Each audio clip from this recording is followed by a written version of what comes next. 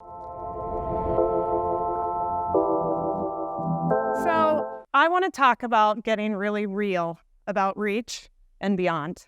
We talk a lot about bringing cross-media, cross-measurement together. We don't really talk about what does that really mean and how do we make sure we get it right. So over the next 15 minutes, I want you to ask yourself these 3 questions. And I want you to say, do I really understand the answers that are important to these questions? So for all the advertisers, which unfortunately, as the Mars guy called out, I think it was him and him only. I don't know if he's still here, but kudos to you for coming. We need more advertisers' voices, understanding the criticality of measurement. But not only as advertisers has it seen that they're accepting that all reach might be created equal, I don't think they truly understand that a lot of the standards today are basically counting reach on skippable ads, and then feeding that into media mix models in which to value the price and the allocations that they're making trillions of dollars of decisions against.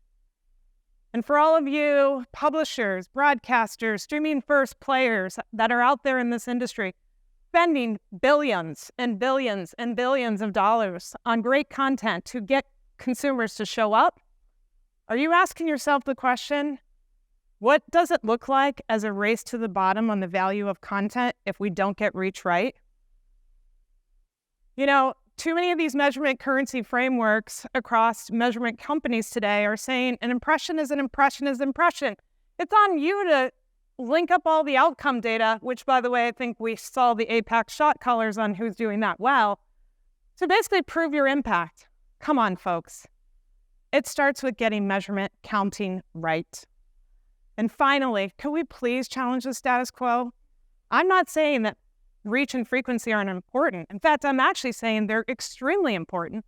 But I'm saying that it is more than just tonnage that matters in terms of understanding the advertising impact that it can have to drive performance. And if we don't start challenging that, and we know we can measure, which I'm going to show you today, and we start connecting the things that matter most, and let the products speak for themselves. Why doesn't anyone want transparency? Because transparency usually doesn't fit with your business model. So I would ask you to ask yourself these 3 questions as I go through this presentation today. Look, I think Erwin is a brilliant mind, and I felt the need to bring Erwin into this wonderful forum. Because in 2018, not only about 5 years ago, Erwin started warning about comparing CPM values across media channels, across TV and digital as some great equalization. And he used the words malpractice.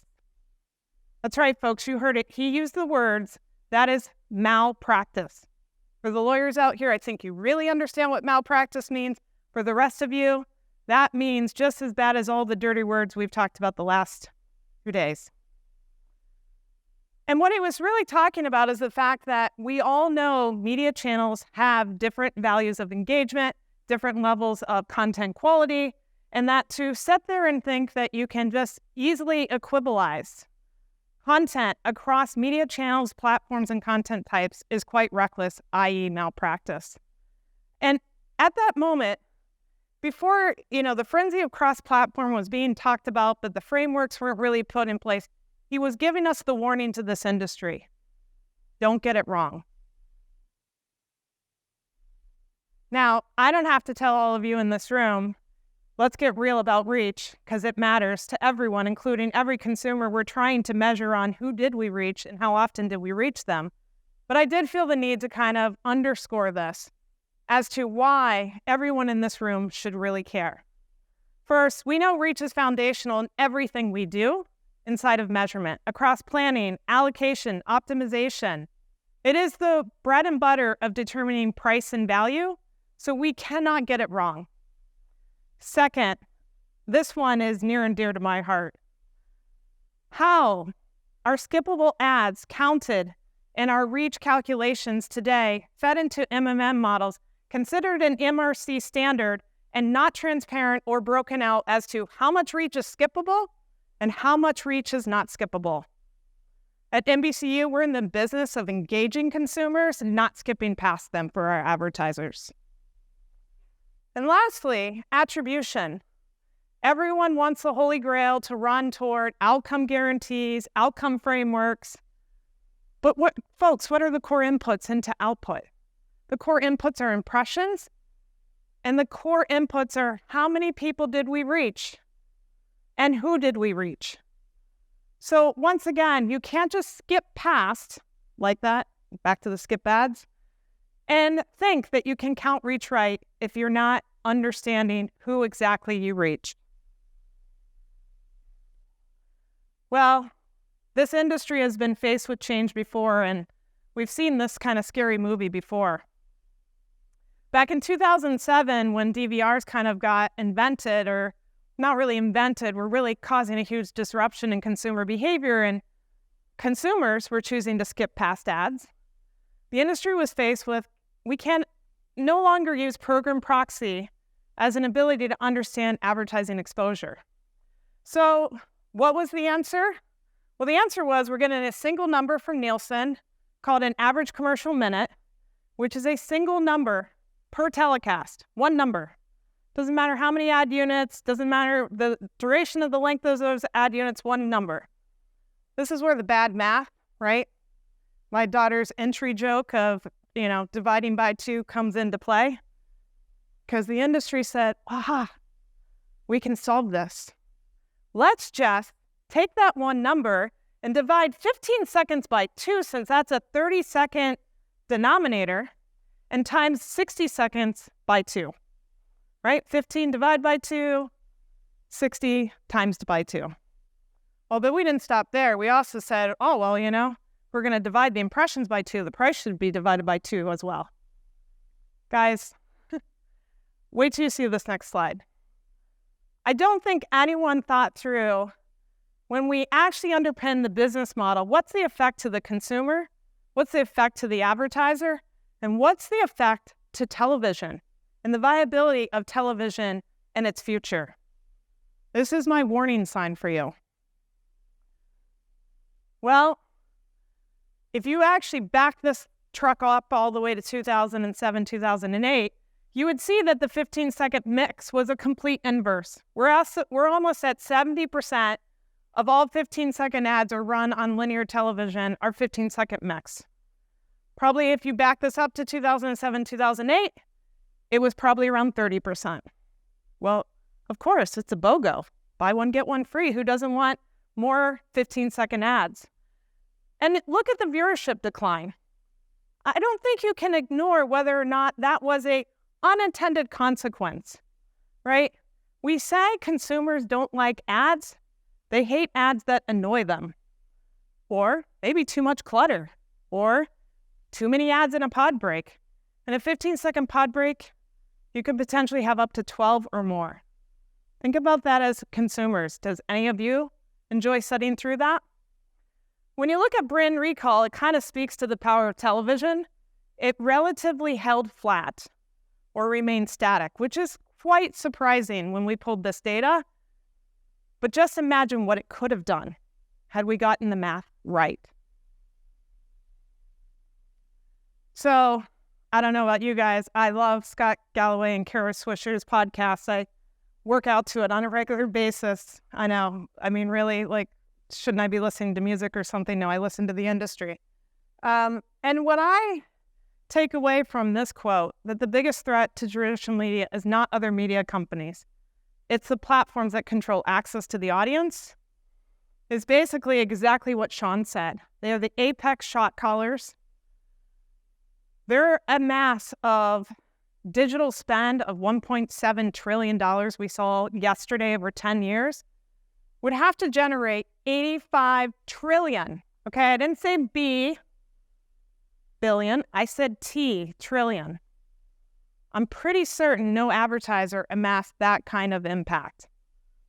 So not only are they a threat, but they are also the reason why transparency and understanding the value of content and getting content quality right is not only a necessity, it's an imperative. So as I mentioned, we've been out since earlier this year telling measurement companies, as well as the ANA, and I think Sean referenced this yesterday, that we need content quality accounted for in any measurement framework or standard.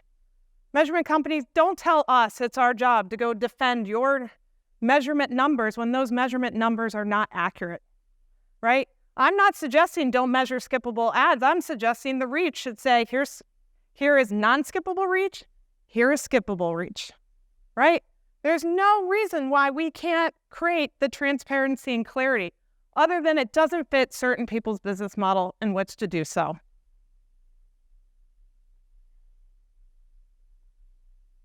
So, when we measure the right things, we know that we can ensure that we measure the right impact. We have focused for way too long that it's all about media weight and impressions. Just throw tonnage at the problem, somehow that'll miraculously drive sales.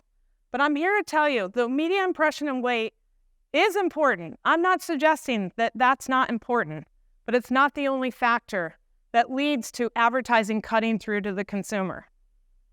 It's 3 signals that we all need to get obsessed about in this industry. The first is the quality of the ad creative. At NBCU, we talk about the fact that we give the opportunity for the audience to show up to that great creative. But if that great creative falls short, there's only so much us as a publisher can do to keep that audience hearing that message, whatever that call to action might be. So we need to be obsessed about measuring the understanding of that and helping our advertisers connect their creative teams to the planning teams so that they understand how to really optimize using great capabilities. I won't use the buzzword AI, but at any rate, I think you guys get it. There's so much data we could help each other out with to really make the creative sing. And this is not to suggest that the ad creative people are doing a bad job today. In fact, there's a lot of creative, which is the reason why I tend to watch commercials. Also because I'm in the business and I feel it's my job. Second, content type. Guys, I'm sorry. The user-generated content and premium video, I'm not suggesting that none of these things don't have impact and that it's something on a YouTube platform versus NBCU. NBCU will always outperform. I'm not suggesting that. But I am suggesting that it needs to be measured and understood. The differences between impact of user-generated content also has a wide variety of impact, no different than content on professional video. And lastly, platform and ad experience. This is probably one that I think this industry should spend a lot more time on, to be honest. I think we kind of step right past it. And the reality is there's so much you can do with ad innovation to engage consumers in a whole different way than we've traditionally just thrown up a 15-second or a 30-second ad, as well as all platform ad experiences don't feel the same. The consumer doesn't feel compelled in which to watch those, especially when you have a little 5-second countdown button in that right corner there that says 5, 4, 3, 2, 1, skip ad. I definitely do that on that platform. So we tested how content quality doesn't matter. We have to distribute our content everywhere. We have over 300 distribution endpoints because we're going to meet the consumer where they want to be met, not necessarily what's most convenient for us. So this is really looking at when we take Saturday Night Live, a marquee property that has such staying power. In fact, the 50-year anniversary is coming up. We wanted to look at when that content runs on a UGC platform. Okay, you heard that, right? Saturday Night Live running on a user-generated content platform alongside UGC on that same platform with the same creative. How does that ad perform? What is that ad performance? I think we know the clear winner here. We saw a double-digit increase in ad recall and that brand, that consumers better connected with that brand, 27%. And so the reality is, folks, that we do believe that great storytelling matters. We do believe the investment in billions of dollars of content production has a real impact to connect the consumer directly to that content, to that brand. And when we all get it done really well and really right, it feels like a seamless storytelling narrative that is a beautifully written story. You know, some will say in the industry, there's no such thing as a quality standard, nor there should be. Are you kidding me? There should not be anything called quality of media. Have we learned anything over the last decade and a half? I'm certain ARF has a treasure trove of a library they could literally back up into this industry and dump at all of our doorsteps and teach us a thing or two about why content quality actually does matter. And so the good news that I'm here to share with you today is don't let people to say there's no standard, nor should we have one, nor it can be measured, because it can be measured. And by the way, many of us have been measuring it for the last 2-3 decades. This is not brand new measurement that NBCU just, cooked in the books in the last 12 months. This is real measurement that's been around for decades.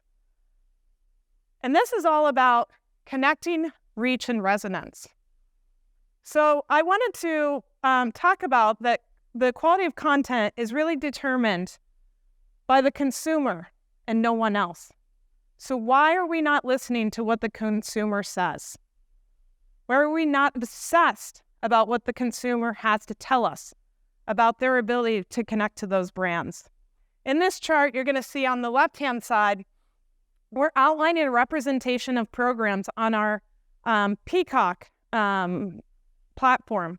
And on the right-hand side is linear. And the learnings here are very interesting. Even across NBCU, we see that there's not always a linear relationship between ad resonance and reach. In fact, if you look at one of our highest performing titles for ad resonance is only a top 40 movie title on the platform, ranking as number 4 within this specific franchise. And represented by the purple bar in the middle for the Peacock original, it performs very well from an ad resonance standpoint, with 1 in 2 consumers remembering the ads correctly. Unfortunately, guys, this was a number 30 in terms of reach. The series got canceled. I know that there's many publishers in here that fought very hard for their shows not to get removed off the air. But unfortunately, these outdated rankers was the only thing that sometimes determined what hit the cutting room floor and what moved forward. You can see similar stories emerged on the linear side as well, where some of the programming at NBCU and some of those titles, they are not in the top ranker, folks. But they really drive meaningful impact to create a connection with consumers. So my point in all of this and sharing this data is to tell you that planning against reach and tonnage alone doesn't convey the richness and the quality of the media that connects to consumers and allows consumers to truly get driven down that entire funnel. This is just another look. And I feel like, I know the breakout sessions might have had more data, but I was like, this is a research, so I had to bring some data and I had to bring my note cards to make sure at the end of the day I didn't get it wrong. If you look at this, guys, this is giving you the peaks and valleys of reach and the white line, which is P2+, and the basically ad resonance line in the yellow. This is looking at a 50-day window. And what I want you to take away from this is reach any indicator of ad resonance success? When we use reach alone to make a determination of value of how we're going to impact consumers, how is reach alone going to tell us that answer? I don't think it gets more clear than this chart. And if you've seen me around the horn on this topic of content quality, I couldn't help myself but show up with some data from my friends over at the UGC platform. Measuring that standard of quality that some say we shouldn't do. Well, good news is we can do, so I'm going to share that. Showcase some of the data thanks to our partners at MarketCast who looked at Mr. Beast, Dude Perfect, and First Week Feast. Pick these 3 titles deliberately because when you look at the subscriber level, there are quite vast differences between Mr. Beast, Dude Perfect, and First Week Feast, where Dude Perfect or Mr. Beast is a 3x than Dude Perfect. And Dude Perfect has a subscriber base 5 times that of First We Feast. So what do you think the results look like on the next page? Who wins? Mr. Beast for the win? First We Feast? How many hands for First We Feast? Okay, how many hands for Dude Perfect? How many hands for Mr. Beast? Man, I must have I've done a good job impacting you. Okay, I can get off the stage now. All right. So, similar to what we saw earlier, no surprise, the size of the subscriber base or reach of each of these channels is not a direct reflection of the value of the opportunity. If you look at the ad performance across these channels, we see that despite Mr. Beast having 3 to 10x more subscribers than the other 2 channels, it delivered the softest ad resonance, i.e., ad shining, breaking through, connecting to consumers was the softest. Dude Perfect consistently scored between 6 to 12% higher for ad recall than Mr. Beast, and even First We Feast, with the lowest subscriber number, outscored Mr. Beast by 7% higher. Guys, not only is reach not created equal, reach alone is not an indicator of the business opportunity that we need to understand and be obsessed about how to measure and measure right. So, for those of you who say the quality of content doesn't matter, or nor should we measure it, or should we have a standard, let alone we believe the consumer is king. Consumer just voted, folks. The consumer just told us where the ad connection is strongest and best against the reach opportunity that reached them.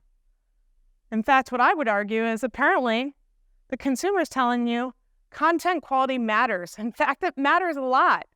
If you want me to connect to your brands, that content, it has a bit of a role, maybe even a pretty big role to helping us get there. And I know the clock is blinking, but I'm almost done. And I think you cheated me off of 1 minute. But who's counting? Guys, can we please get real about what we measure? Can we please get obsessed about getting it right and getting it accurate and learning from the sins of the past of something we thought would stick around for maybe a couple years, and here we are trading on equivalization on linear and can't figure out how to connect it to digital? So what I will say is that first and foremost, if you take 4 key takeaways away, 1, there are folks out there who want you to believe that we're trying to build a content quality based on the production budget, the production size, the production lot cost, I don't really know. Those words have never been spoken out of anyone's mouth as to how that could be scaled, how that could be measured, how that could be made comparable. What we have said is that we have an ability to measure the quality of that content, which are those 3 signals I talked about: the creative quality, the content quality, and the ad environment. It can be measured. Second, why are we putting reach and resonance on 2 separate reports? I don't get it. The reason to measure resonance to understand, did the reach have an impact? So why don't we bring the 2 together? They are not in conflict with each other. In fact, I would argue they work harmoniously together to help you understand what advertising cuts through and what is the real value of that reach.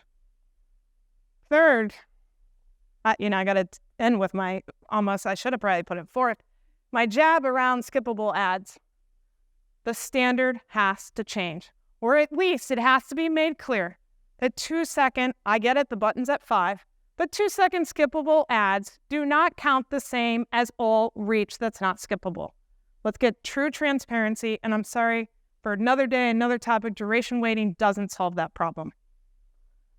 Lastly, guys, measurement innovation, as we've seen over the last 2 days, it ain't stopping. And we got to do a better job of using all of this measurement data to get smarter and bring it together in smarter ways versus just thinking, oh, we're going to usher in new cross-platform and we're just going to do kind of a lot of the same. Please, can we as an industry not do the same? And I'm not saying turn the apple cart upside down. I'm suggesting, how do we bring metrics we have together that are siloed, no different than the inventory that we're trying to bring together and make sure we get it right. I'm going to end on this quote because I kind of love it. Advertising people who ignore research are as dangerous as generals who ignore decodes of enemy signals. Advertising people who ignore research are as dangerous as the generals who ignore decodes of enemy signals. Why I love this is because it's basically saying when you have new information or smarter signals or information that can help you with the right measurement, the right fit, the right math, basically use that in which to help create better competitive strategy. Why wouldn't you do that? And I have to tell you guys, if you harken back to that chart around that consumer experience and the viewership declines, those aren't coincidental. I bet you we could prove correlation. So it's our accountability as an industry. Society is counting on us to get this right. And so I would ask, as all generals of our media advertising industry and custodians of billions of dollars, let's measure what matters most. And accuracy matters, and measurement can be done. Thank you.